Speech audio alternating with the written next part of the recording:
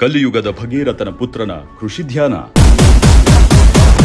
ವಿದೇಶಿ ಮಣ್ಣಿನ ಸೊಗಡು ಒಮ್ಮೆ ಅಂಟಿದರೆ ಸಾಕು, ಸ್ವದೇಶದ ಮಣ್ಣಿನ ಘಮ ಘಮವೆನಿಸಲ್ಲ ಎನ್ನುವವರ ನಡುವೆ ಅತ್ಯಂತ ವಿಭಿನ್ನವಾಗಿ ನಿಲ್ಲುತ್ತಾರೆ ಈ ಯುವಕ.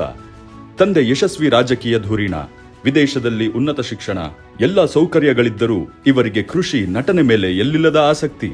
ಇದನ್ನೆಲ್ಲ ನಾವು ಹೇಳೋದೇನು, ನೀವೇ ಒಮ್ಮೆ ನೋಡ್ಬಿಡಿ.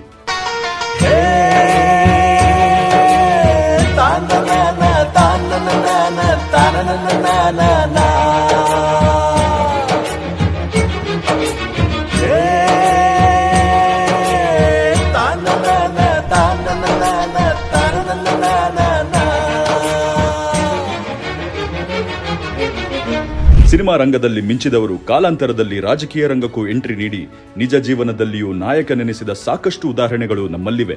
ಈ ಸಾಲಿಗೆ ಸೇರುವವರ ಪೈಕಿ ಮಾಜಿ ಸಚಿವ ಹಾಗೂ ಹಾಲಿ ವಿಧಾನ ಪರಿಷತ್ ಸದಸ್ಯ ಶ್ರೀ ಸಿಪಿ ಯೋಗೇಶ್ವರ್ ಕೂಡ ಒಬ್ಬರು.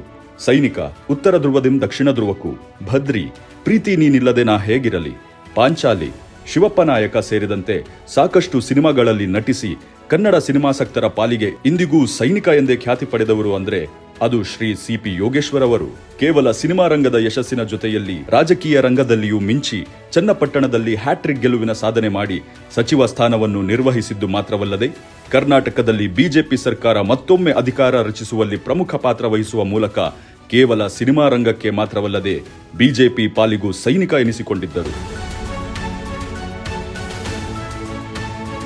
ತಂದೆಯ ಹಾದಿಯನ್ನೇ ತುಳಿಯಲು ಸಜ್ಜಾಗಿದ್ದಾರೆ ಧ್ಯಾನ್. ವಿದೇಶದಲ್ಲಿ ಶಿಕ್ಷಣ ಕಲಿಯುತ್ತಿದ್ದರೂ ಕೃಷಿ, ಕನ್ನಡ ಚಿತ್ರರಂಗದ ಕಡೆಗಿದೆ ಒಲವು. ಹೌದು, ಮಾಜಿ ಸಚಿವ ಹಾಗೂ ಹಾಲಿ ವಿಧಾನ ಪರಿಷತ್ ಸದಸ್ಯ ಶ್ರೀ ಸಿಪಿ ಯೋಗೇಶ್ವರ್ ಅವರ ಪುತ್ರ ಧ್ಯಾನ್ ಯೋಗೇಶ್ವರ್ ತೆರೆಮರೆಯಲ್ಲಿಯೇ ಕನ್ನಡ ಚಿತ್ರರಂಗಕ್ಕೆ ಭವಿಷ್ಯದ ಉತ್ತಮ ಕೊಡುಗೆಯಾಗುವ ಎಲ್ಲಾ ಪ್ರಯತ್ನಗಳನ್ನು ಮಾಡಿದ್ದಾರೆ.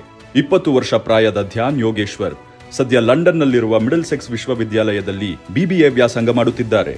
ತಾಯಿಯಂತೆ ಮಗು, ನೂಲಿನಂತೆ ಸೀರೆ ಎಂಬ ಮಾತಿದೆ. ಆದರೆ ಧ್ಯಾನ್ ವಿಚಾರದಲ್ಲಿ ಈ ಮಾತನ್ನು ತಂದೆಯಂತೆ ಮಗು ಎಂದು ಬದಲಾಯಿಸಿಕೊಳ್ಳಬೇಕಿದೆ.